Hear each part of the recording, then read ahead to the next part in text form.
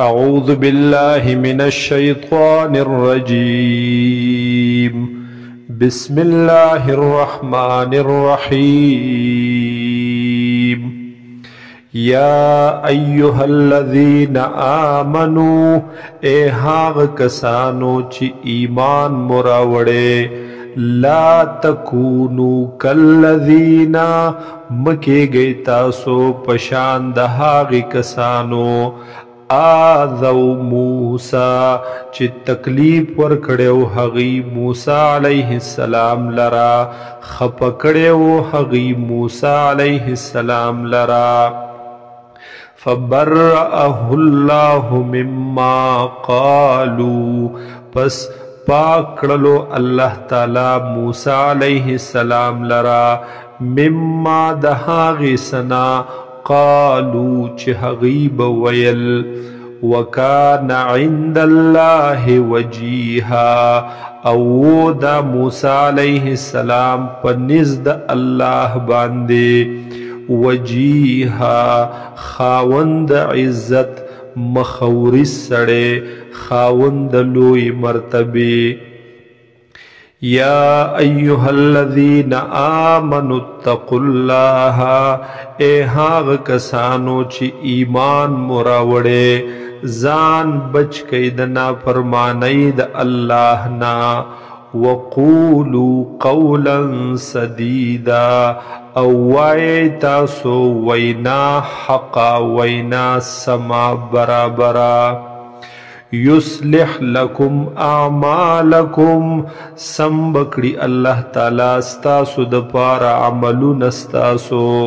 ویغفر لکم ذنوبکم او ماپ کی تاسو دپارا گناہون استاسو ومن یطع اللہ ورسولہ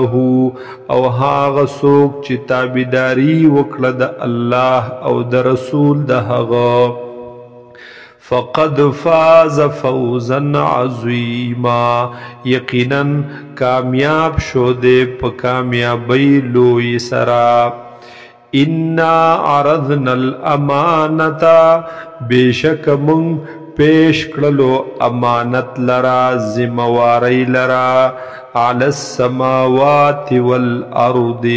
پا اسمانونو او پزمکا والجبال او پغرونو فابین ان یحملنها پس انکار وکو دوی ان یحملنها چی دوی پورتکی دوی بار کی دے امانت لرا واشفقن منها او ویرید دوی دے چوتولنا دے امانت دبار کولنا وحملها الانسان پورتکو او پورتکو بار کو دے امانت لر انسان انہو کان ظلوما جہولا بے شکا دے دا انسان دیر ظالم او دیر ناپوہا ناخبرا لِيُعَذِّبَ اللَّهُ الْمُنَافِقِينَ وَالْمُنَافِقَاتِ دا دے دا پارا چی اللہ تعالی عذاب ورکی منافقانو سڑو او منافق خزوتا والمشرکین والمشرکات مشرکانو سڑو او مشرک خزوتا وَيَتُوبَ اللَّهُ او رجود رحمتو کی اللہ تعالی علی المؤمنین والمؤمنات و مومنانو سڑو او مومن خزو وَكَانَ اللَّهُ غَفُورًا رَحِيمًا او دے اللہ تعالی بخن کے مہربانا